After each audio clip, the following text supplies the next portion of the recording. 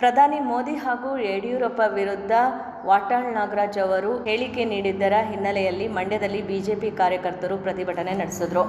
ಮಂಡ್ಯದ ಸಂಜಯ ವೃತ್ತದಲ್ಲಿ ಪ್ರತಿಭಟನೆ ನಡೆಸಲಾಯಿತು. ಬಿಜೆಪಿ ವತಿಯಿಂದ ಪ್ರತಿಭಟನೆ ನಡೆಸಲಾಯಿತು. ಈ ಸಂದರ್ಭದಲ್ಲಿ ವಾಟಾಳ್ ನಾಗರಾಜ್ ವಿರುದ್ಧ ಘೋಷಣೆಯನ್ನು ಕೂಗಿ ಆಕ್ರೋಶ ವ್ಯಕ್ತಪಡಿಸಲಾಯಿತು. ವಾಟಾಳ್ ಭಾವಚಿತ್ರ ಹರಿದು ಚಪ್ಪಲಿ ಕಾಲಿನಲ್ಲಿ ತುಳಿದು ಬಿಜೆಪಿ ಕಾರ್ಯಕರ್ತರು ಆಕ್ರೋಶ ವ್ಯಕ್ತಪಡಿಸಿದರು.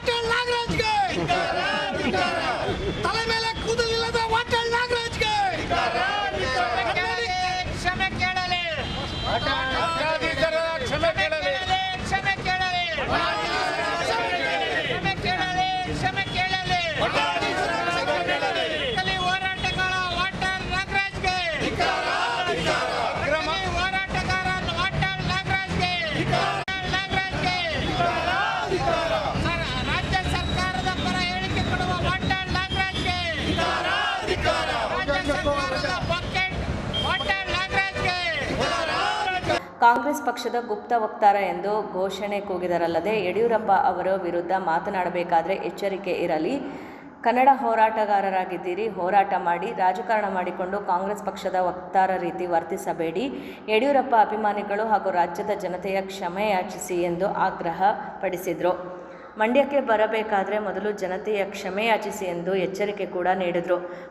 ಕರ್ನಾಟಕದಲ್ಲಿ 50 ವರ್ಷದಿಂದ ಕನ್ನಡ ನಾಡು ನುಡಿ ಜಲದ ಬಗ್ಗೆ ಹೋರಾಟ ಮಾಡ್ಕೊಂಡು ತಮ್ಮನ್ನು ತಾವು ಸಮರ್ಪಣೆ ಮಾಡ್ಕೊಂಡಿರ್ತಕ್ಕಂಥ ವ್ಯಕ್ತಿ ವಾಟಾಳ್ ನಾಗರಾಜ್ ಅವರು. ಅವ್ರ ಬಗ್ಗೆ ತುಂಬ ಒಳ್ಳೆಯ ಗೌರವ ಇದೆ, ಅಭಿಮಾನ ಇದೆ.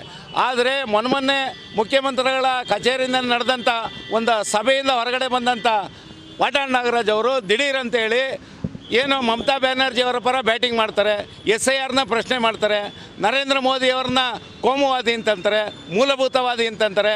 ಯಾಕೆಂತಂದರೆ ಇವತ್ತು ಯಡಿಯೂರಪ್ಪನವರು ಒಂದು ಅಭಿಮಾನೋತ್ಸವ ಕಾರ್ಯಕ್ರಮ ಇತ್ತು. ಆ ಕಾರ್ಯಕ್ರಮಕ್ಕೆ ಇವತ್ತು ಬೀದರಿಂದ ಹಿಡಿದು ಚಾಮರಾಜನಗರದವರೆಗೂ ಎಲ್ಲರೂ ಕೂಡ ಸ್ವಯಂ ಪ್ರೇರಿತರಾಗಿ ಅಭಿಮಾನಿಗಳು ಬಂದು ಲಕ್ಷೋಪಲಕ್ಷ ಜನಸಂಖ್ಯೆಯಲ್ಲಿ ಬಂದು ಆ ಕಾರ್ಯಕ್ರಮವನ್ನು ಭಾಳ ಯಶಸ್ವಿಯಾಗಿ ಮಾಡಿದ್ದಾರೆ. ಹಿಂದೆಂದೂ ಕರ್ನಾಟಕ ಕಂಡರಿಯದಂತಹ ರೀತಿಯಲ್ಲಿ ಮಠಮಾನ್ಯದವರು ಎಲ್ಲ ಮಠಾಧೀಶರುಗಳು ಎಲ್ಲ ಸರ್ವ ಜನಾಂಗಕ್ಕೆ ಸೇರಿದಂಥ ಮಠಾಧೀಶರುಗಳು ಎಲ್ಲರೂ ಕೂಡ ಬಂದಿದ್ದಾರೆ. ಆ ಮಠಾಧೀಶರಿಗೆ ವಚನವನ್ನು ಹೇಳೋದ್ರ ಮುಖಾಂತರ ಕರ್ನಾಟಕದ ಸಂಸ್ಕೃತಿಯ ಏನು ಒಂದು ಮುಖ್ಯ ಪ್ರತಿಪಾದಕರಾದಂಥ ಮಠಾಧೀಶರುಗಳಿಗೆ ಅಪಮಾನ ಮಾಡಿರ್ತಕ್ಕಂಥದ್ದು ಇದು ಘನಘೋರವಾದಂಥ ಅನ್ಯಾಯ. ಹಾಗಾಗಿ ವಾಟಾಳ್ ನಾಗರಾಜ್ ಅವರು ಈ ರಾಜ್ಯದ, ಈ ದೇಶದ ಹಾಗೂ ಪಶ್ಚಿಮ ಬಂಗಾಳದ ಮತದಾರರನ್ನು ಕೂಡ ಅವರು ಕ್ಷಮೆ ಯಾಚಿಸಬೇಕು, ಮಠಾಧೀಶರನ್ನು ಕೂಡ ಕ್ಷಮೆ ಯಾಚಿಸಬೇಕು. ಯಾಕೆಂತಂದರೆ ಯಡಿಯೂರಪ್ಪನವರು ಸುದೀರ್ಘವಾದ 50 ವರ್ಷದ ರಾಜಕಾರಣದಲ್ಲಿ ತಮ್ಮದೇ ಆದಂಥ ಕೊಡುಗೆಯನ್ನು ಕೊಟ್ಟಿದ್ದಾರೆ. ಅದು ಬಗರ್ ಹುಕುಂ ಚಳವಳಿ ಆಗಿರ್ಬೋದು, ಇಲ್ಲ ಒಂದು ಜೀತ ವಿಮುಕ್ತ ಪದ್ಧತಿ ನಿರ್ಮೂಲನೆ ಆಗಿರ್ಬೋದು, ನಾಡು ನುಡಿಗೋಸ್ಕರ ಹೋರಾಟ ಮಾಡಿರೋದಾಗಿರ್ಬೋದು, ರೈತರ ಪರ ಹೋರಾಟ ಮಾಡಿರೋದಾಗಿರ್ಬೋದು, ಎಲ್ಲವನ್ನ ಗಮನಿಸಿ ಇವತ್ತು ಕಲ್ಯಾಣ ಕರ್ನಾಟಕ ಆಗಿರ್ಬೋದು, ಕಾವೇರಿ ಕರ್ನಾಟಕ ಆಗಿರ್ಬೋದು, ಹೈದರಾಬಾದ್ ಕರ್ನಾಟಕ, ಎಲ್ಲ ಕರ್ನಾಟಕ, ಅಖಂಡ ಕರ್ನಾಟಕದಿಂದ ಎಲ್ಲರೂ ಕೂಡ ಬಂದು ಆ ಅಭಿಮಾನೋತ್ಸವನ ಆಚರಣೆ ಮಾಡಿದ್ದಾರೆ. ಅಭಿಮಾನೋತ್ಸವದ ಆಚರಣೆಯನ್ನು ಹಂಸಂತ ನೆಪದಲ್ಲಿ ಕಾಂಗ್ರೆಸ್ ವಕ್ತಾರರಂತೆ. ಯಾಕೆಂತಂದರೆ ನರೇಂದ್ರ ಮೋದಿ ಅವ್ರನ್ನ ಇವರು ಕೋಮುವಾದಿ ಅಂತ ಹೇಳಿದ್ರು, ಮತ್ತು ಮೂಲಭೂತವಾದಿ ಅಂತ ಹೇಳಿದ್ರು. ವಾಟಾಳ್ ನಾಗರಾಜ್ ಅವರು ಮಂಡ್ಯ ಜಿಲ್ಲೆಗೆ ಬಂದಂಥ ಸಂದರ್ಭದಲ್ಲಿ ಏನು ಗಂಜಾಂನ ಟಿಪ್ಪು ಗೋರಿಯ ಬಳಿ ನಿಂತ್ಕೊಂಡು ಅವರು ಒಂದು ಪ್ರಾರ್ಥನೆಯನ್ನು ಮಾಡೋಗ್ತಾರೆ. ಹಂಗಾದರೆ ಮೋದಿ ಕೋಮುವಾದಿ ಇಲ್ಲ ಮೂಲಭೂತವಾದಿ ಆದರೆ ಟಿಪ್ಪು ಏನು ಮಾನವತಾವಾದಿನ? ಏನು ಸಂದೇಶ ಕೊಡ್ತಾಯಿದ್ದೀರಿ ವಾಟಾಳ್ ನಾಗರಾಜ್ ಅವರೇ? ನಿಮಗೆ ಆದಂಥ ಬೆಲೆ ಇದೆ. ನಾವು ಪ್ರತಿಭಟನೆ ಮಾಡಬೇಕು ಅಂದ್ರೆ ನಮಗೂ ಮನಸ್ಸು ನೋವಾಗುತ್ತೆ. ಇನ್ನು ಮುಂದಾದರೂ ನಿಮ್ಮ ನಾಲಿಗೆಯನ್ನು ಹಿಡಿತದಲ್ಲಿ ಇಟ್ಕೊಂಡು ಒಳ್ಳೆಯ ಸಂದೇಶ ಕೊಡುವಂಥ ಕನ್ನಡ ನಾಡು ನುಡಿಗೆ ಹೋರಾಟ ಮಾಡುವಂಥ ಕೆಲಸವನ್ನು ಮಾಡಿ ರಾಜಕಾರಣಿಗಳಾಗ್ಬಿಡಿ. ನೀವೇನೋ ರಾಜಕಾರಣ ಮಾಡೋದಿತ್ತು, ಕಾಂಗ್ರೆಸ್ ಪರ ಮಾತಾಡೋದಿತ್ತು ಅಂತಂದರೆ ಕಾಂಗ್ರೆಸ್ ಪಕ್ಷದ ವಕ್ತಾರರಾಗಿ ನಿಮ್ಮನ್ನು ನೇಮಕ ಮಾಡ್ಕೊಳ್ಳಿ ಅಂತ ಅಂದ್ಬಿಟ್ಟು ಆ ಸಿದ್ದರಾಮಯ್ಯನವ್ರಿಗೂ ನಮ್ಮ ಮನೆ. ಪ್ರತಿಭಟನೆಯಲ್ಲಿ CT ಮಂಜುನಾಥ್, ನಿತ್ಯಾನಂದ, ರಾಜೀವ್ ಗೌಡ, ನಾಗಾನಂದ, ಶಿವಕುಮಾರ್ ಆರಾಧ್ಯ, ಹೊಸಹಳ್ಳಿ ಶಿವು, ಸುನಿಲ್, ವಿವೇಕ್, ಪ್ರಸನ್ನ, ರಮೇಶ್, ಕ್ರಾಂತಿ ಮಂಜು ಸೇರಿದಂತೆ ಹಲವರು ಭಾಗಿಯಾಗಿದ್ದರು. ಮಂಡ್ಯ ನಗರದಲ್ಲಿರುವ ಹೊಸಹಳ್ಳಿ ರಾಮನಹಳ್ಳಿ ಗ್ರಾಮಸ್ಥರು ಶ್ರೀ ಬಿಸಿಲು ಮಾರಮ್ಮ, ತಂಪು ಮಾರಮ್ಮ ಹಾಗೂ ಮಾರಮ್ಮ ದೇವತೆಗಳಿಗೆ ತಂಬಿಟ್ಟಿನ ಆರತಿಯೊಂದಿಗೆ ಮಾರಮ್ಮನ ಉತ್ಸವ ನಡೆಸಿದರು. ಶ್ರೀ ಬಿಸಿಲು ಮಾರಮ್ಮನ ದೇವಸ್ಥಾನದಲ್ಲಿ ಜಮಾವಣೆಗೊಂಡ ಗ್ರಾಮಸ್ಥರು ಯಜಮಾನರ ಸಮ್ಮುಖದಲ್ಲಿ ಶ್ರೀ ಬಿಸಿಲು ಮಾರಮ್ಮ ದೇವಸ್ಥಾನದ ಬಸಪ್ಪನ ಮೆರವಣಿಗೆಯಲ್ಲಿ ತಂಬಿಟ್ಟಿನ ಆರತಿಯೊಂದಿಗೆ ತಮಟೆ, ನಗಾರಿ, ಸದ್ದಿನ ಮೇಳದಲ್ಲಿ 3 ದೇವಸ್ಥಾನಗಳಿಗೂ ತಂಬಿಟ್ಟಿನ ತಂಪು ತೋರಿ ವಿಶೇಷ ಪೂಜೆ, ಪ್ರಾರ್ಥನೆ ಸಲ್ಲಿಸಿದರು.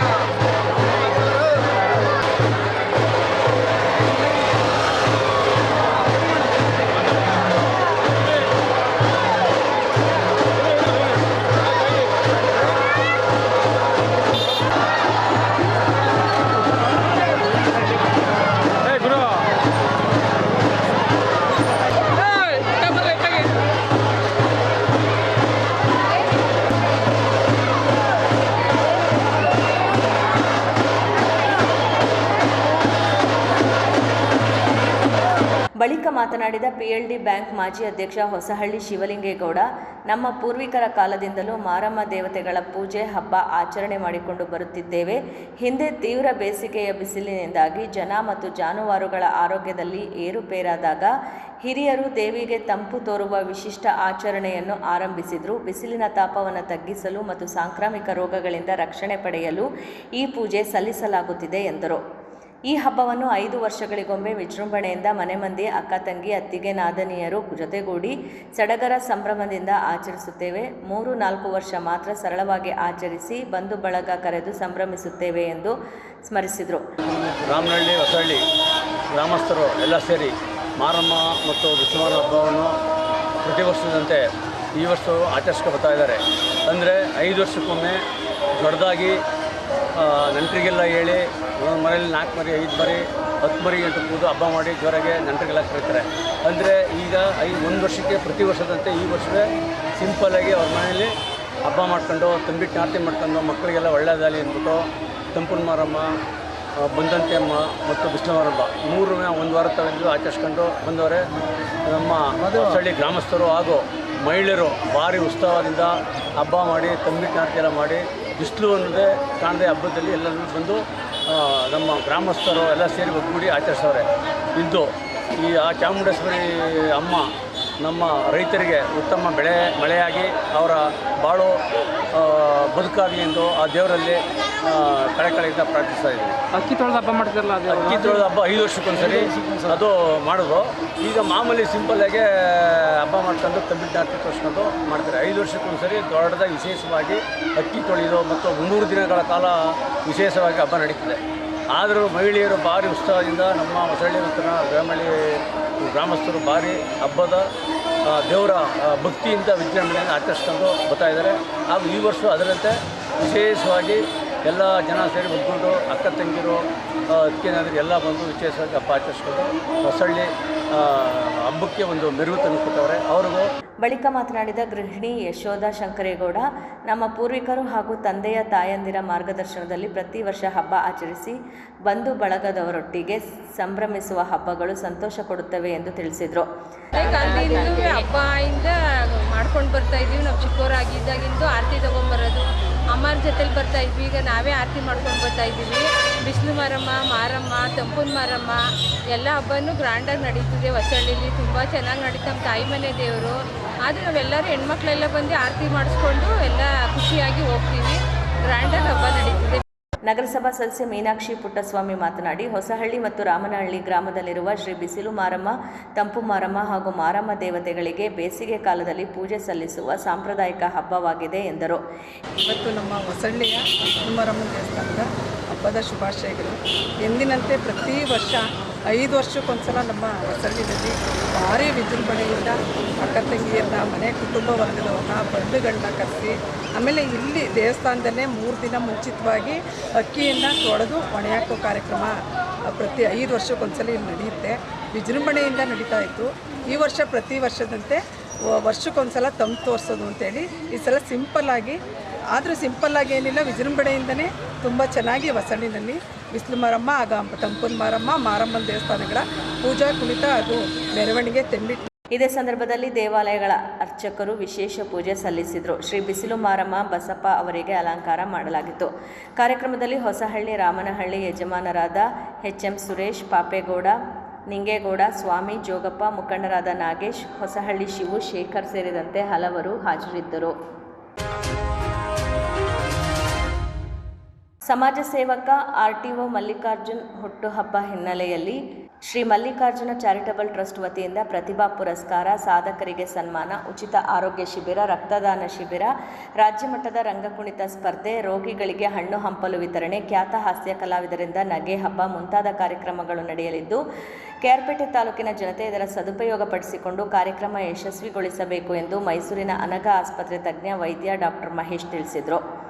ಪಟ್ಟಣದ ಜಯನಗರ ಬಡಾವಣೆಯಲ್ಲಿರುವ ಶ್ರೀ ಮಲ್ಲಿಕಾರ್ಜುನ ಚಾರಿಟಬಲ್ ಕಚೇರಿಯಲ್ಲಿ ಕಾರ್ಯಕ್ರಮದ ಆಹ್ವಾನ ಪತ್ರಿಕೆ ಬಿಡುಗಡೆಗೊಳಿಸಿ ಅವರು ಮಾತನಾಡಿದರು.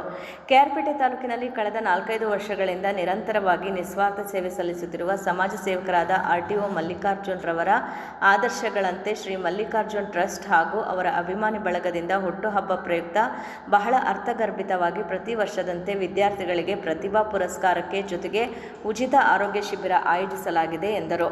ಶಿಬಿರದಲ್ಲಿ ಹೃದಯ ರೋಗ, ನರರೋಗ, ಮೂತ್ರಪಿಂಡ, ಮಧುಮೇಹ, ಪಿತ್ತಜನಕಾಂಗ, ದಂತ, ಕ್ಯಾನ್ಸರ್ ಶಸ್ತ್ರಚಿಕಿತ್ಸೆ, ಗರ್ಭಿಣಿ ಹಾಗೂ ಸ್ತ್ರೀ ರೋಗ, ಕೀಲು ಮತ್ತು ಮೂಳೆ, ಕಿವಿ, ಮೂಗು, ಗಂಟಲು, ಮಕ್ಕಳ ತಜ್ಞರು, ಕಣ್ಣು, ಚರ್ಮ, ಮಾನಸಿಕ ರೋಗ ಸೇರಿದಂತೆ ವಿವಿಧ ರೋಗಗಳಿಗೆ ಸಂಬಂಧಿಸಿದಂತೆ ವೈದ್ಯರುಗಳು ಭಾಗವಹಿಸಲಿದ್ದಾರೆ ಎಂದು ತಿಳಿಸಿದರು.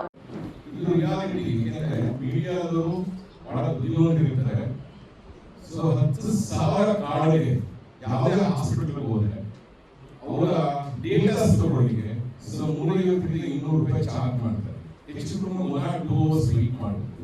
ವೆರಿ ವೀಕ್ ಹಾಸ್ಪಿಟಲ್ಗಳಲ್ಲಿ. ಸೊ ಅವರು ಅಲ್ಲಿ ಅಂದರೆ ಕಂಪ್ಯೂಟರ್ ಎನ್ರೋಲ್ ಆಗಿ ಅವರ ವಯಸ್ಸು, ಏಜು, ಜೆಂಡರ್ಸು ಇದೆಲ್ಲ ಎಂಟ್ರಿ ಆಗಿ 1 or 2 hours ಆಗುತ್ತೆ. ಇದನ್ನ 10,000 ಕಾರ್ಡ್.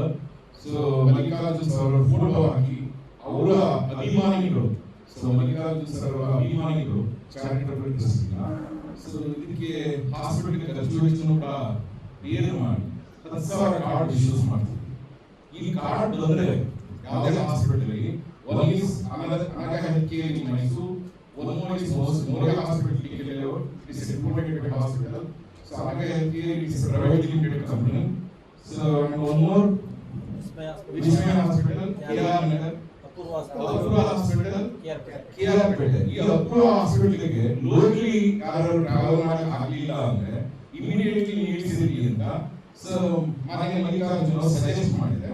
ಸೊ ಈ ಹಾಸ್ಪಿಟಲ್ಗೆ ಎಲ್ಲ ಸೀನಿಯರ್ ಕನೆಕ್ಟೆಡ್ ಇದೆ. ಇವತ್ತು ಫೋನು, ಮೀಡಿಯಾ, ನೆಟ್ಟು ಅಡ್ವಾನ್ಸ್ ಇರೋದ್ರಿಂದ ಲಾಸ್ಟ್ ಟೈಮ್ ಮನೆಗೆ ಕುಮಾರಸ್ವಾಮಿ ಅವರಿಗೆ ಸರ್ಜರಿ ಮಾಡಿದ್ರು. ಅಮೆರಿಕದಿಂದ ಡಾಕ್ಟರ್ ವಿಡಿಯೋ ಕಾಲ್ ಮಾಡಿ ಸೊ ಚೆನ್ನೈಯಲ್ಲಿ ಆಪರೇಷನ್ ಮಾಡಿದ್ರು. ಸೊ ಆ ರೀತಿ ನಮ್ಮ ಕೆಆರ್ಪೇಟೆ ಹಾಸ್ಪಿಟಲ್ಗೆ ಸೊ ಸರ್ ಹೇಳಿದ್ರು ಇದ್ರ ಜೊತೆ ಸೇಮ್ ಹಾಸ್ಪಿಟಲ್ ವರ್ಕ್ ಮಾಡ್ತಿದ್ದ ಹಾಸ್ಪಿಟಲ್ ಇದ್ದಿದ್ರೆ ಅಂತ. ಸೊ ಸರ್ ನಮ್ಮ ಲೋಕಲ್ ಹಾಸ್ಪಿಟಲ್ ಬೇಕು, ಕೆಆರ್ಪೇಟೆ ಯಾವ್ದಾದ್ರು ಬೇಕು. ಸೊ ನಮಗೆ ಜನಕ್ಕೆ ಹೋಗ್ಲಿಕ್ಕೆ ಅವ್ರ ಬಸ್ ಹಾಕೊಳ್ಳಕ್ ಆಗುದಿಲ್ಲ, ಟ್ರಾವೆಲ್ ಮಾಡಕ್ಕಾಗಲ್ಲ, ಕಾರ್ ಹೋಗಕ್ಕಾಗಲ್ಲ ಅಂತ ಎಲ್ಲ ಸೀನಿಯರ್ ಡಾಕ್ಟರ್ಸ್ ಫೋನ್ ನಂಬರ್ ಕೊಟ್ಟು ಅವರೆಲ್ಲ ಎನ್ರೋಲ್ ಮಾಡಿ ಇನ್ ಕೇಸ್ ಆಫ್ಟರ್ ಆರೋಗ್ಯ ತಪಾಸಣೆ ಆದ್ರೂ ಕೂಡ in cases came in seriously, so he won't video call, he can direct with him. So he ಸಾಲ ಆಗಿದೆ, ಇಲ್ಲೇ ಸಾಲ ಮಾಡ್ತಾರೆ. In case ಸಾಲ ಆಗಿದೆ ಟೇಕ್ ಸೂಪರ್ ಸ್ಪೆಷಾಲಿಟಿ ಹಾಸ್ಪಿಟಲ್. ಹಾಗಾಗಿ ಈ ಹೆಲ್ತ್ ತಪಾಸಣೆ ಶಿಬಿರ ಬಹಳ ಪ್ರೊಫೆಷನಲ್ ಆಗಿರುತ್ತೆ. So otherwise are not coming here. So very professional ಆಗಿರುತ್ತೆ. ಅಂಡ್ ಫ್ಯೂಚರ್ ಕೂಡ ಇದರಿಂದ ಜನಗಳಿಗೆ ತುಂಬಾ ಉಪಯೋಗ ಆಗುತ್ತೆ. ಇದು ಏನೇ ಒಂದಿರಲಿ ಅವರ ಮಲ್ಲಿಕಾರ್ಜುನ್ ಸರ್ನ ಸರಳತೆ, ಸಜ್ಜನತೆ ಎಲ್ಲ ನೋಡಿ ನಮ್ಮ already senior doctors 5-6 board meeting ಮಾಡಿ ಡಿಸಿಷನ್. ಸೊ ಇದನ್ನ ಹಳ್ಳಿ ಜನಕ್ಕೆ ನಾವುಗಳು ಕೂಡ ಸರ್ವಿಸ್ ಮಾಡಬೇಕು, ರೂರಲಿ ಯಾವ ಸರ್ವ್ ಅನ್ನೋ ಕಾನ್ಸೆಪ್ಟ್ ಇಂದ ಇದು ಆರೋಗ್ಯ ತಪಾಸಣೆ ಶಿಬಿರ ಪ್ಲಸ್ ಹೆಲ್ತ್ ಕಾರ್ಡ್ ಕೂಡ ನಮ್ಮೆಲ್ಲ ಅದರ್ ಡಾಕ್ಟರ್ಸ್, ಸೊ ಕಂಪ್ಯೂಟರ್ ಹಿಡಿದು ಮತ್ತೆ ನಮ್ಮ GM, so unit, so marketing ಎಲ್ಲ ಡಿಸ್ಕಷನ್ ಮಾಡಿ ಯಾವ ಆಂಗಲ್ ಹೆಲ್ಪ್ ಮಾಡಬಹುದು. ಗ್ರಾಮೀಣ ಪ್ರದೇಶಗಳಲ್ಲೂ ಗುಣಮಟ್ಟದ ಸೇವೆಯನ್ನು ತಲುಪಿಸುವ ಉದ್ದೇಶದಿಂದ ಆರ್ಯ ಆಟೋಮೊಬೈಲ್ಸ್ ವತಿಯಿಂದ ರೂರಲ್ ಮೊಬೈಲ್ ಸ್ಟೋರ್ ಉದ್ಘಾಟನೆ ಹಾಗೂ ಉಚಿತ ಆರೋಗ್ಯ ತಪಾಸಣಾ ಶಿಬಿರವನ್ನು PSSK ಶಾಲಾ ಆವರಣದಲ್ಲಿ ಆಯೋಜಿಸಲಾಯಿತು. ಸಂಸ್ಥೆಯ ವಿತರಕರು ಹಾಗೂ ಮಾಲೀಕರಾದ ಪಲ್ಲವಿ ಮಂಜುನಾಥ್ ಅವರ ನೇತೃತ್ವದಲ್ಲಿ ನಡೆದ ಕಾರ್ಯಕ್ರಮಕ್ಕೆ ಅಪೋಲೋ ಟೈರ್ಸ್ ಸಂಸ್ಥೆಯ global vice president Rajesh Dahiya ಚಾಲನೆ ನೀಡಿದರು.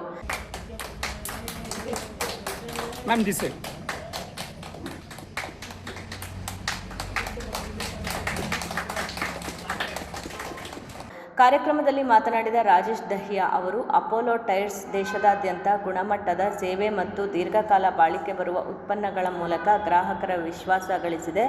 ಗ್ರಾಮೀಣ ಪ್ರದೇಶದ ರಸ್ತೆ ಪರಿಸ್ಥಿತಿಗೆ ಅನುಗುಣವಾಗಿ ಉತ್ತಮ ಹಿಡಿತ ಹಾಗೂ ಬಾಳಿಕೆ ಹೊಂದಿರುವ ಟೈರ್ಸ್ಗಳನ್ನು ಕಡಿಮೆ ದರದಲ್ಲಿ ಒದಗಿಸಲಾಗುತ್ತಿದೆ ಎಂದು ಹೇಳಿದರು. Rajesh Dahia. I am the Vice President Commercial of Apollo Tyres, and so I am so happy to be here. This initiative that we started is basically to ensure that the farmer or the rural customers do not have to travel all the way to the cities to buy tires. Instead, they can get high quality Apollo tires right at their own doorsteps at reasonable prices.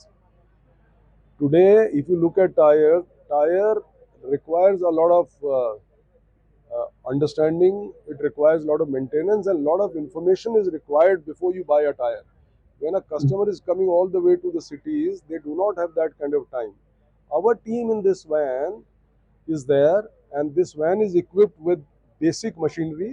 It has tires which generally rural villages need, and it also has our own trained people who are going to educate customers about what tire they should buy, what tire they should use, and how can they look after this tire. So this is one-stop shop for all the rural customers, and the basic purpose of this is to help the rural customer make a right decision about tires and use the tires in the right way and thereby get best out of the tires. ಸಾರ್ವಜನಿಕರಿಗೆ ಉಚಿತ ಆರೋಗ್ಯ ತಪಾಸಣೆ ನಡೆಸಿದ್ದು, ಗ್ರಾಹಕರಿಗೆ lucky draw coupon ಮೂಲಕ ವಿಜೇತರಿಗೆ ಬಹುಮಾನ ವಿತರಿಸಲಾಯಿತು. ಕಾರ್ಯಕ್ರಮದಲ್ಲಿ ಬೆಂಗಳೂರು ವಿಭಾಗ ಮುಖ್ಯಸ್ಥ ವೀರಬಾಹು ಪಿಳ್ಳೈ, ಪ್ರಾದೇಶಿಕ ಮುಖ್ಯಸ್ಥ KP ರಂಜಿತ್, ದೆಹಲಿ ಆಡಳಿತ ಮಂಡಳಿ ತಂಡದ ಮುಖ್ಯಸ್ಥ ಸುನೀತಾ ಮೆಹ್ತಾ, ಲಿಖಿತಾ, ಮೈಸೂರು ವಲಯ ಮುಖ್ಯಸ್ಥರಾದ ಅರುಣ್ ಕುಮಾರ್ ಇನ್ನಿತರರಿದ್ದರು. ಟೈರ್ ಮೇಳ ಮಾಡೋಕ್ಕೆ ಕಾರಣ ಮೇನ್ ಸಪೋರ್ಟ್, ಕಂಪ್ನಿ ಸಪೋರ್ಟ್ ಅದೇ ಥರ ಕೊಟ್ಟಿದೆ. ನಾವು ಅವ್ರ ಸಪೋರ್ಟ್ ಪ್ರಕಾರ ನಾವು ಕೆಲಸ ಮಾಡ್ಕೊಂಡು ಬಂದಿದ್ದೀವಿ. ಆ ಕಂಪ್ನಿಯಿಂದ ನಾವು ಈ ಥರ ಈ ಮಟ್ಟಕ್ಕೆ ಬಂದಿದ್ದೀವಿ. ಈ ಕಂಪ್ನಿ ಬಡವರಿಗೆ ಹೆಲ್ಪ್ ಆಗಲಿ ಅಂತ ಹೆಲ್ತ್ ಚೆಕಪ್ ಮಾಡ್ತಾ ಇದೆ. ಮತ್ತು ಹಳ್ಳಿ ಮಾರ್ಕೆಟ್ಗೆ ಟೈರು ಹೋಗಲಿ ಅಂತ ಮೊಬೈಲ್ ಕ್ಯಾಂಟೀನ್ ಥರ ಮಾಡಿ ಅದರಲ್ಲಿ ಟೈರ್ ಇಟ್ಟು ಅವ್ರಿಗೆ ವ್ಯಾರಂಟಿ ಇರ್ಬೋದು, ಗ್ಯಾರಂಟಿ ಇರ್ಬೋದು, ಪ್ಲಸ್ ಕಾಸ್ಟಿಂಗ್ ವೈಸ್ ಇರ್ಬೋದು, ಎಲ್ಲ ಕಡಿಮೆ ಕೊಟ್ಟು ಹೆಲ್ಪ್ ಮಾಡ್ತಾ ಇದೆ. ವಾಹನ ಸವಾರರು ಮೈಲೇಜ್ ಮತ್ತು ಗುಣಮಟ್ಟ, ಅವ್ರದ್ದು ರಬ್ಬರ್ ಗುಣಮಟ್ಟ ಇರ್ಬೋದು, ಮತ್ತು ಅನ್ಕಂಡೀಷನಲ್ ವ್ಯಾರಂಟಿ. ಯಾವುದೇ ಕಂಪ್ನಿಲೂ ಅನ್ಕಂಡೀಷನಲ್ ವ್ಯಾರಂಟಿ ಬರಲ್ಲ. 50 ಪೈಸೆ ಥ್ರೆಡ್ ಇರೋವರೆಗೂ ನಮ್ಮ ಕಾರ್ ಟೈರ್ಸ್ ಇರ್ಬೋದು, ಟ್ರ್ಯಾಕ್ಟರ್ ಟೈರ್ಸ್ ಇರ್ಬೋದು, ಅನ್ಕಂಡೀಷನಲ್ ವ್ಯಾರಂಟಿ ಬರುತ್ತೆ. ಅದರಿಂದ ಕಸ್ಟಮರು ಒಂದು ನಂಬಿಕೆ, ಟೈರ್ ಅಂದರೆ ಅಪೋಲೋ, ಅದು ಒಂದು ನಂಬಿಕೆ. ಇದನ್ನ ಹಳ್ಳಿಗೂ ತಲುಪಿಸ್ಬೇಕು, ಅದು ನಮ್ಮ ಗುರಿ. ಮುಂದೆ ತಾಲೂಕಲ್ಲಿ ತಾವು ಹೊಸ ಬ್ರಾಂಚ್ ಮಾಡಿದ್ರೆ ಮುಂದೆ ಏನಾದ್ರು ಬೇರೆ ತಾಲೂಕು ಪ್ರಸಾರ ಮಾಡ್ತಾರೆ? ಹೌದು, ನಾಗಮಂಗಲ ಮತ್ತೆ ನಾನು 5 ತಾಲೂಕಿಗೆ ಡಿಸ್ಟ್ರಿಬ್ಯೂಟರ್ ಆಗಿದ್ದೀನಿ. ನಾಗಮಂಗಲ ಮತ್ತೆ KR ನಗರ ಪೆಂಡಿಂಗ್ ಐತೆ. ಇನ್ನೊಂದು 2 ತಿಂಗಳಲ್ಲಿ ಅಲ್ಲಿ ಕಸ್ಟಮರ್ ಯಾವ ರೀತಿ ಸ್ಪಂದಿಸ್ತಾ ಇದಾರೆ ಸರ್? ತುಂಬಾ ಚೆನ್ನಾಗಿ ಸ್ಪಂದಿಸ್ತಾ ಇದಾರೆ ಸರ್. ಕಂಪ್ನಿನೂ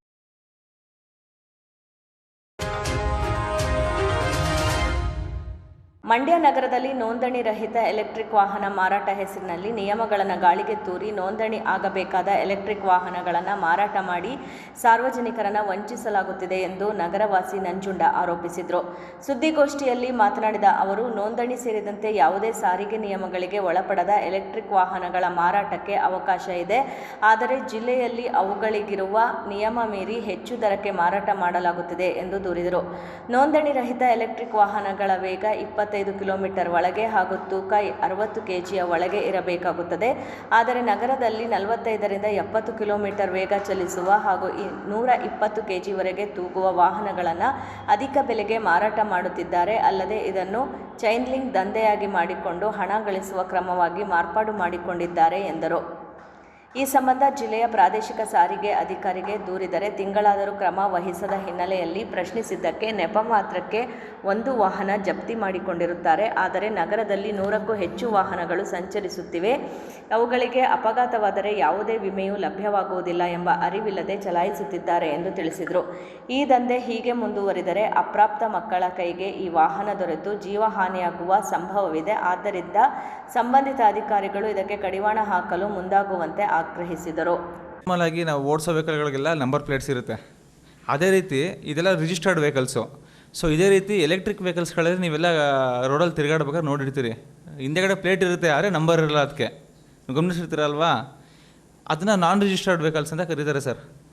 ಅದಕ್ಕೆ RTO ಕೆಲವೊಂದು ರೂಲ್ಸ್ ಆ್ಯಂಡ್ ರೆಗ್ಯುಲೇಷನ್ಸ್ ಕ್ರೈಟೀರಿಯಾಸ್ಗಳಿರುತ್ತೆ. 25 ಕಿಲೋಮೀಟ್ರ್ ಒಳಗಡೆ ಇರಬೇಕು ಸ್ಪೀಡ್. ಅದಕ್ಕೆ ಜೊತೆಗೆ ಆ ಗಾಡಿ ವೆಯ್ಟು 60 kgಗಿಂತ ಜಾಸ್ತಿ ಹೋಗಬಾರ್ದು. ನಿಮಗೆ ಪೇಜಲ್ಲಿ ನಾನು ಕೊಟ್ಟಿರೋಂಗೆ ಒಂದು 4ನೇ ಪೇಜಲ್ಲಿ ನಾನು ಬೆಂಗಳೂರು ಕಮಿಷನರ್ RTO ಆಫೀಸಿಂದ RTI ಹಾಕಿದ್ದೀನಿ. ಸೊ ಅಲ್ಲಿ ಅದೊಂದು ಇಂಗ್ಲೀಷ್ ಇದೆ ನೋಡಿ, ಸೆಂಟ್ರಲ್ ಮೋಟರ್ ವೆಹಿಕಲ್ ರೂಲ್ಸ್ 1989 ಅಂತ ಇದೆ. ಸೊ ಅಲ್ಲಿ ಸ್ಪಷ್ಟವಾಗಿ ಮೆನ್ಷನ್ ಮಾಡಿದ್ದಾರೆ. ಅಲ್ಲಿ ಪಾಯಿಂಟ್ A ಅಂತ ಇದೆ ನೋಡಿ, point A point B 2.5 battery motor ಬಂದು 2.5 kV ಇರಬೇಕಷ್ಟೆ. ಜೊತೆಗೆ ಗಾಡಿ ಸ್ಪೀಡ್ ಬಂದು ಕೇವಲ 25 km/h. ನೀವು ಎಕ್ಸ್ಲೀಟ್ರ್ ಕೊಟ್ಟರೆ ಈಗ ನಾವು ಓಡಿಸೋ ನಾರ್ಮಲ್ ವೆಹಿಕಲ್ ಗಾಡಿಗಳೆಲ್ಲ 100 ಗಂಟೆ ಆರುತ್ತೆ. ಬಟ್ ನಾನ್ ರಿಜಿಸ್ಟರ್ಡ್ ವೆಹಿಕಲ್ಸ್ ಅಂದರೆ 25 km ಸ್ಪೀಡ್ ಇರಬೇಕಷ್ಟೆ. ಅದಕ್ಕಿಂತ ಜಾಸ್ತಿ ಇದ್ದರೆ ಅದು ರಿಜಿಸ್ಟರ್ಡು RTO ರಿಜಿಸ್ಟರ್ಡ್ ಆಗಬೇಕು ಅದಕ್ಕೆ. ಸೊ ಮಂಡ್ಯದಲ್ಲಿ ಈಗ ಬರೀ ಮಂಡ್ಯದಲ್ಲಿ ಮಾತ್ರ ಅಲ್ಲ ಸರ್, ಬೇರೆ ಎಲ್ಲ ಕಡೆ ಆಲ್ ಓವರ್ ಕರ್ನಾಟಕ ಇದು ಸ್ವಲ್ಪ ದೊಡ್ಡ ಸ್ಕ್ಯಾಮ್ ಮಾಡ್ಕೊಬಿಟ್ಟಿದ್ದಾರೆ. ಸೊ ದುಡ್ಡು ಆಸೆಗೋಸ್ಕರ ಈ ಮ್ಯಾನುಫ್ಯಾಕ್ಚರಿಂಗ್ ಕಂಪ್ನಿಗಳಾಗಿರ್ಬೋದು, ಪ್ರೈವೇಟ್ ಅವರಾಗಿರ್ಬೋದು, ಅವರೇ ಸ್ವತಃವಾಗಿ ಮ್ಯಾನುಫ್ಯಾಕ್ಚರಿಂಗ್ ಮಾಡೋದು ಅಥವಾ ಬೇರೆ ಕಡೆಯಿಂದ ಚೀಪ್ ಪ್ರಾಡಕ್ಟ್ಸ್ಗಳನ್ನ ತರಿಸಿ ಮ್ಯಾನುಫ್ಯಾಕ್ಚರಿಂಗ್ ಮಾಡಿ ಅದನ್ನ ಸೇಲ್ ಮಾಡ್ತಿದ್ದಾರೆ. ಯಾವ ರೀತಿ ಅಂತಂದರೆ ನಾನ್ ರಿಜಿಸ್ಟರ್ಡ್ ವೆಹಿಕಲ್ ಅನ್ನೋ ಹೆಸರಲ್ಲಿ ಈಗ ಸರ್ಕಾರದವರು ಲೈಸೆನ್ಸ್ ಕೊಡ್ತಾರೆ, ಐಕ್ಯಾಟಿಂದ ಲೈಸೆನ್ಸ್ ಕೊಡ್ತಾರೆ. 25 ಕಿಲೋಮೀಟ್ರ್ ಒಳಗಡೆ ಇರಬೇಕು. ಇವ್ರು ಏನು ಮಾಡ್ತಿದ್ದಾರೆ, ಐಕ್ಯಾಟಿಂದ ಲೈಸೆನ್ಸ್ ತಗೊಳ್ತಾರೆ. ಲೈಸೆನ್ಸ್ ತಗೊಂಡು ಅದನ್ನ 40 ಕಿಲೋಮೀಟ್ರ್, 50 ಕಿಲೋಮೀಟ್ರ್, 60 ಕಿಲೋಮೀಟ್ರ್ ಈ ಥರ ಸೇಲ್ ಮಾಡ್ತಾಯಿದ್ದಾರೆ. ಇದನ್ನ ನಾನು ಆಲ್ರೆಡಿ ಜನವರಿ ತಾರೀಕಲ್ಲಿ RTO ಮಂಡ್ಯ RTOಗೆ ಕಂಪ್ಲೇಂಟ್ ಮಾಡಿದ್ದೀನಿ. ಕಂಪ್ಲೇಂಟ್ ಮಾಡಿ 1 ತಿಂಗಳಾದರೂ ನನಗೆ ಯಾವುದೇ ರೀತಿ ಉತ್ತರ ಸಿಗಲಿಲ್ಲ. ಸೊ ನಾನೇನು ಮಾಡಿದೆ, 2-3 ಸಲ ರಿಪೀಟಾಗಿ ಕೇಳಿದೆ, ಪ್ರಶ್ನೆ ಮಾಡಿದೆ.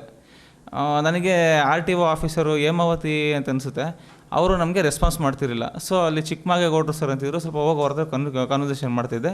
ಸೊ ಸ್ವಲ್ಪ ಅವರು ನಂಗೆ ಐ ಇನ್ಸ್ಪೆಕ್ಟರ್ ಸ್ವಲ್ಪ ಸಪೋರ್ಟ್ ಮಾಡಿದ್ರು. 1 ತಿಂಗಳಾಯಿತು, ನನಗೆ ಯಾವುದೇ ರೀತಿ ಉತ್ತರ ಸಿಕ್ಕಿಲ್ಲ. ಸೊ ಆಮೇಲೆ ನಾನು ಮೇಡಮ್ ಹಿಂಗೆ ಆಗಲಿಲ್ಲ ಅಂತಂದರೆ ನಾನು DC ಕಂಪ್ಲೇಂಟ್ ಕೊಡ್ತೀನಿ ಅಂತಂದೆ. ಸೊ ಅದಾದಮೇಲೆ ಏನು ಮಾಡಿದ್ರು, ಚಿಕ್ಕಮಾಗೇಗೌಡರು ಸರ್ ಮತ್ತು ಇನ್ಸ್ಪೆಕ್ಟ್ರು ಇನ್ನೂರು ಅಶೋಕ್ ಅಂತಿದ್ರು, ಅವರು 1.5 ತಿಂಗಳಾದಮೇಲೆ ಹೋಗಿ ರಿಪೋರ್ಟ್ ಕೊಡ್ತಾರೆ. ರಿಪೋರ್ಟನ್ನು ಕಳಿಸಿದ್ದಾರೆ. ನಿಮಗೆ 3ನೇ ಪೇಜಲ್ಲಿದೆ.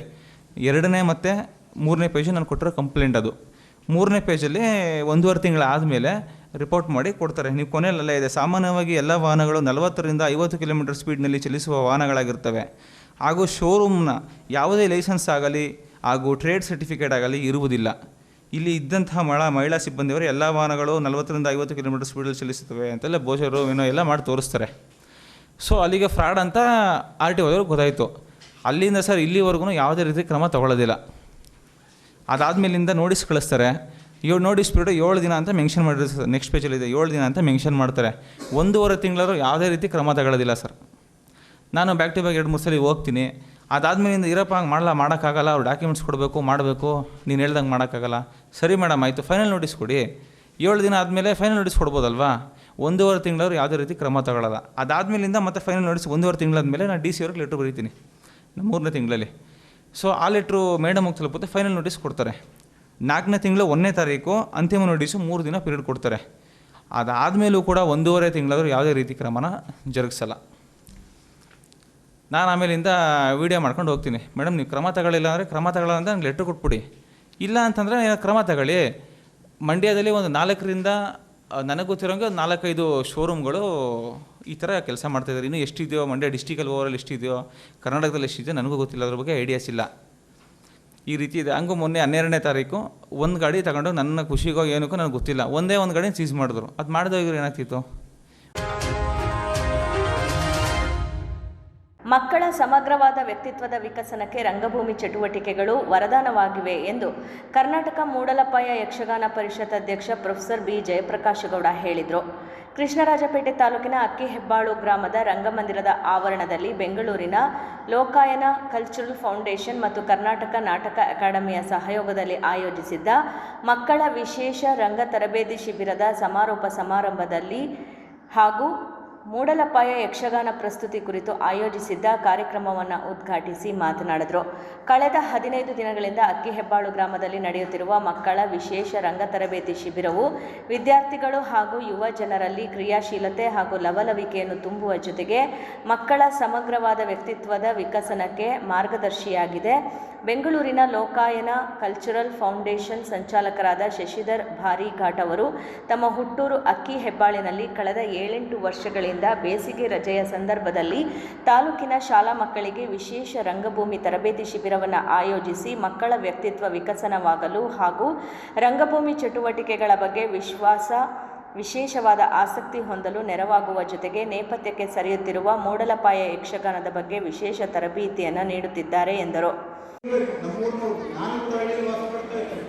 ಅನೇಕ ರಾಜಕೀಯ ಮನಸ್ಸುಗಳನ್ನು ಬಿಡಬೇಕು, ಅಭಿವೃದ್ಧಿಯ ಕಡೆಗೆ ನಾವೆಲ್ಲ ಒಟ್ಟಾಗಬೇಕು.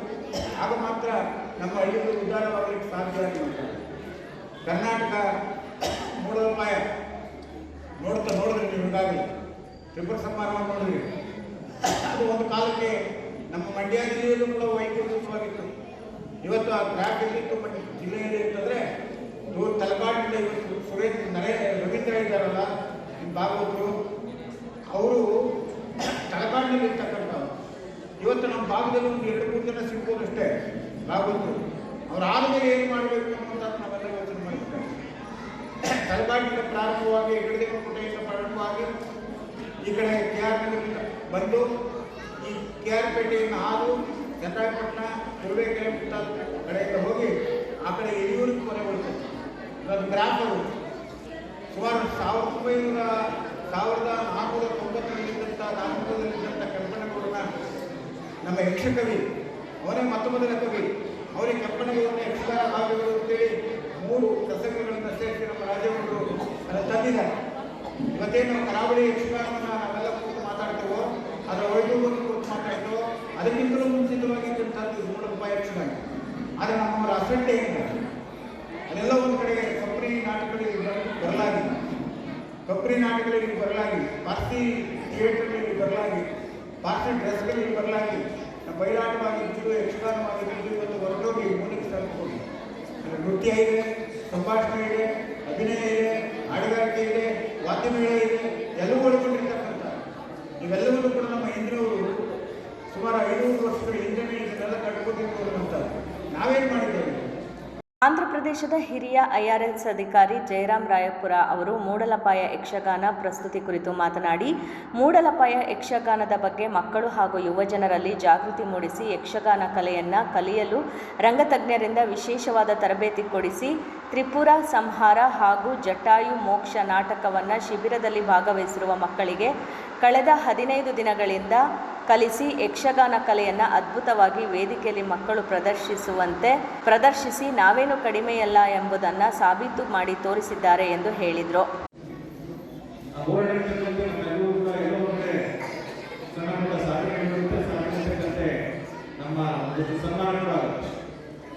ಆದರೆ ನಾವು ಜೀವನದಲ್ಲಿ ಮಾಡೋ ಎಲ್ಲ ಸಾಧನೆಗಳು ಒಂದು ಕಡೆ ಆದರೆ, ಜೀವನದಲ್ಲಿ ಸಿಗುವ ಎಲ್ಲ ಸನ್ಮಾನಗಳು ಕೂಡ ಒಂದು ಕಡೆ ಆದರೆ, ನಾವು ಹುಟ್ಟಿದಂಥ ನೆಲದಲ್ಲಿ ನಾವು ಮಾಡುವಂಥ ಸಾಧನೆ, ನಾವು ಹುಟ್ಟಿದಂಥ ನೆಲದಲ್ಲಿ ನಮ್ಗೆ ಆಗುವ ಸನ್ಮಾನ ಇನ್ನೊಂದು. ಹಾಗಾಗಿ ನಮ್ಮ ಶಶಿಧರ್ ಭಾರಿಘಾಟ್ ಅವರು ನಮ್ಮೆಲ್ಲ ದೊಡ್ಡ ಮಟ್ಟದಲ್ಲಿ ಸಾಧನೆ ಮಾಡಬೇಕು. ಕರ್ನಾಟಕದ ಭೂಮಿಯಲ್ಲಿ ಭೀಷ್ಮ ಪಿತಾಮಹ ಅಂತ ಆ ಮಾತನ್ನು ಹೇಳ್ತಾರೆ. ಆ ಮಟ್ಟದ ದೊಡ್ಡ ಹೆಸರನ್ನು ಮಾಡಿದ್ದಾರೆ.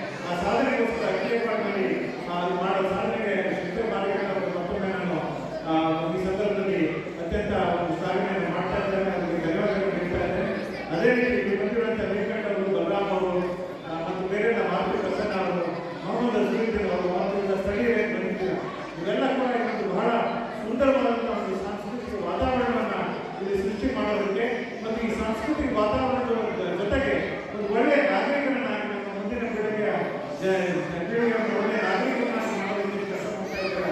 ಬಹಳ ದೊಡ್ಡ ಸುಧಾರಿಸುವಂಥ ಕೆಲಸ, ಬಹಳ ದೊಡ್ಡ ಕೆಲಸ.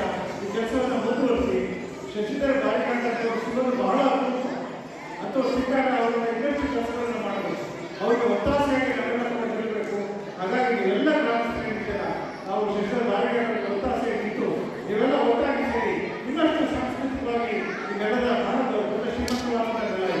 ಆ ಶ್ರೀಮಂತವಾದ ಸಾಂಸ್ಕೃತಿಕ ನೆಲದಲ್ಲಿ ಇನ್ನಷ್ಟು ಸಾಂಸ್ಕೃತಿಕ ಕೆಲಸಗಳು ಆಗಲಿ ಅನ್ನೋದು ಹಾರೈಕೆಯನ್ನು ಮಾತ್ರ ಸಂದರ್ಭ ಹೇಳಿ ನಿಮಗೆಲ್ಲ ಒಳ್ಳೆಯದಾಗಲಿ ಅಂತ ನಾನು ಭಾವಿಸುತ್ತೇನೆ. ಎಲ್ಲರೂ ನಮಸ್ಕಾರ. ಗ್ರಾಮದ ಯುವ ಕವಿ ಹಾಗೂ ಸಾಹಿತಿ ಮೊಹಮ್ಮದ್ ಅಜರುದ್ದೀನ್ ಅವರು ರಚಿಸಿರುವ ನನ್ನ ವಿಳಾಸ ಕೃತಿ ಬಿಡುಗಡೆ ಮಾಡಿದ ಮೈಸೂರಿನ ಧರ್ಮಸ್ಥಳ ಶ್ರೀ ಮಂಜುನಾಥೇಶ್ವರ ಪ್ರಥಮ ದರ್ಜೆ ಕಾಲೇಜಿನ ಕನ್ನಡ ಪ್ರಾಧ್ಯಾಪಕ ಪ್ರೊಫೆಸರ್ ಮಾರುತಿ ಪ್ರಸನ್ನ ಮಾತನಾಡಿ, ಅಕ್ಕಿಹೆಬ್ಬಾಳು ಗ್ರಾಮದ ಇತಿಹಾಸ ಹಾಗೂ ಪರಂಪರೆಯ ಮೇಲೆ ಬೆಳಕು ಚೆಲ್ಲುವ ಕವನಗಳು ಸೇರಿದಂತೆ ತಾಯಿಯ ಪ್ರೀತಿ, ತಂದೆಯ ಬಂಧುತ್ವ ಸೇರಿದಂತೆ ತಮ್ಮ ಜೀವನಾನುಭವಗಳ ಕುರಿತ ವಿವಿಧ ವಿಷಯಗಳನ್ನು ಒಗ್ಗೂಡಿಸಿ ಕವನಗಳು ಹಾಗೂ ಲೇಖನಗಳನ್ನು ಬರೆದು ಒಟ್ಟಿಗೆ ಸಂಗ್ರಹಿಸಿ ನನ್ನ ವಿಳಾಸ ಎಂಬ ಕೃತಿಯನ್ನು ರಚಿಸಿದ್ದಾರೆ ಎಂದು ತಿಳಿಸಿದರು. ಈ ಕೃತಿ ಯಾಕೆ ಬಿಡುಗಡೆ ಈ ದಿನ ಇಲ್ಲಿ ಮಾಡಿದೆ ಅಂದರೆ, ನಾನು ಮೊದಲನೇ ಕೃತಿ ಅಕ್ಕಿ ಚುಕ್ಕಿ ಅನ್ನೋದು ಬರೆದಿತ್ತು 10 ವರ್ಷದ ಮುಂಚೆ ಇದೇ ವೇದಿಕೆಯಲ್ಲಿ ಬಿಡುಗಡೆ ಆಗಿತ್ತು. ಆ ಕಾರಣಕ್ಕೋಸ್ಕರ ಮತ್ತೆ 10 ವರ್ಷದ ನಂತರ ಇನ್ನೊಂದು ಕವನ ಸಂಕಲನ ಬಿಡುಗಡೆ ಧನ್ಯವಾದಗಳನ್ನು ಕೊಡ್ತಾ ನನ್ನ ಮಾತು ಮುಗಿಸ್ತೀನಿ. ಜೈ ಕರ್ನಾಟಕ ಮಾತೆ. ಧನ್ಯವಾದಗಳು. ಇದೇ ಸಂದರ್ಭದಲ್ಲಿ ಕರ್ನಾಟಕ ಮಾಧ್ಯಮ ಅಕಾಡೆಮಿ ವಾರ್ಷಿಕ ಪ್ರಶಸ್ತಿ ಪುರಸ್ಕೃತ ಹಿರಿಯ ಪತ್ರಕರ್ತರಾದ KR ನೀಲಕಂಠ ಹಾಗೂ ಕರ್ನಾಟಕ ಕಾರ್ಯನಿರತ ಪತ್ರಕರ್ತರ ಸಂಘದ ವಾರ್ಷಿಕ ಪ್ರಶಸ್ತಿ ಪುರಸ್ಕೃತರಾದ ಪತ್ರಕರ್ತ ಕಿಕ್ಕೇರಿ ಬಲರಾಮ ಅವರಿಗೆ ರಂಗ ಗೌರವ ನೀಡಿ ಸನ್ಮಾನಿಸಿ ಗೌರವಿಸಲಾಯಿತು. ಕಾರ್ಯಕ್ರಮದಲ್ಲಿ ಚಂದ್ರಶೇಖರ್, ರಾಮಚಂದ್ರ, ವಾಸು, ಹೇಮಾವತಿ ಹೊನ್ನಾವರ, ಸದಸ್ಯರಾದ ಮಹಾಲಿಂಗು, ಮಂಜೇಗೌಡ, ಚೆಲುವರಾಜು ಇನ್ನಿತರರಿದ್ದರು. ಜಿಲ್ಲಾಡಳಿತ ಹಾಗೂ ಕನ್ನಡ ಮತ್ತು ಸಂಸ್ಕೃತಿ ಇಲಾಖೆ ಮಂಡ್ಯ ವತಿಯಿಂದ ಕಲಾಮಂದಿರದ ಆವರಣದಲ್ಲಿ ಸರಳವಾಗಿ ನಡೆದ ಶಿವಶರಣೆ ಹೇಮರೆಡ್ಡಿ ಮಲ್ಲಮ್ಮ ಜಯಂತಿರವರ ಕಾರ್ಯಕ್ರಮದಲ್ಲಿ ಕನ್ನಡ ಮತ್ತು ಸಂಸ್ಕೃತಿ ಇಲಾಖೆಯ ಸಹಾಯಕ ನಿರ್ದೇಶಕರಾದ ಡಾಕ್ಟರ್ BV ನಂದೀಶ್, ಹಿರಿಯ ತತ್ವಪದ ಗಾಯಕ ಗೊರವಾಲೆ ರುದ್ರಪ್ಪ, ಇಲಾಖೆಯ KO ಓಬಳೇಶ, ಸದಾಶಿವಸ್ವಾಮಿ, ಆನಂದ, ಕಲಾವಿದರುಗಳಾದ ಸಂತೆ ಕಸಲಗೆರೆ ಬಸವರಾಜು, ಹನಿಯಂಬಾಡಿ ಶೇಖರ್, ತಡಗವಾಡಿ ನಾಗರಾಜು, ಸಬ್ಬನಹಳ್ಳಿ ರಾಜು ಹಾಜರಿದ್ದರು. ಒಂದು ಮಾತು ಭಾಳಷ್ಟು ಎಲ್ಲರೂ ಕೂಡ ಅರ್ಥಪೂರ್ಣವಾಗಿರ್ತಕ್ಕಂಥದ್ದು. ನಾವು ಮೇಲಕ್ಕೆ ಹೋಗಾಗ 4 ಜನ ನಗುತ್ತ ಕಳಿಸುವಂಗ ನಮ್ಮ ಬಾಳಿರಬೇಕು ಅನ್ನುವಂಥದ್ದು ಅವರ ಮಾತು. ಹಾಗಾಗಿ ಇಂದು ಸಮಾಜದಲ್ಲಿ ನಾವು ಏನೆಲ್ಲ ಪಡಿತೀವೋ ಅದರ ಒಂದು ಭಾಗವಾದರೂ ಕೂಡ ನಾವು ಸಮಾಜಕ್ಕೆ ಹಿಂತಿರುಗಿಸಿ ಅದರ ಮೂಲಕ ನಾವು ಸಮಾಜಕ್ಕೆ ಮಾದರಿಯಾಗಬೇಕು ಅಂತಕ್ಕಂಥದ್ದು ಶಿವಶರಣೆಯ ಸ್ಪಷ್ಟೋಕ್ತಿ. ಅದರಂತೆ ನಾವೆಲ್ಲರೂ ಕೂಡ ನಡೆಯೋಣ ಅಂತ ಆಶಿಸ್ತಾ ಈ ಒಂದು ಜನ್ಮದಿನಾಚರಣೆ ಶುಭಾಶಯವನ್ನು ನಾನು ಹೇಳಲಿಕ್ಕೆ ಇಷ್ಟಪಡ್ತೇನೆ.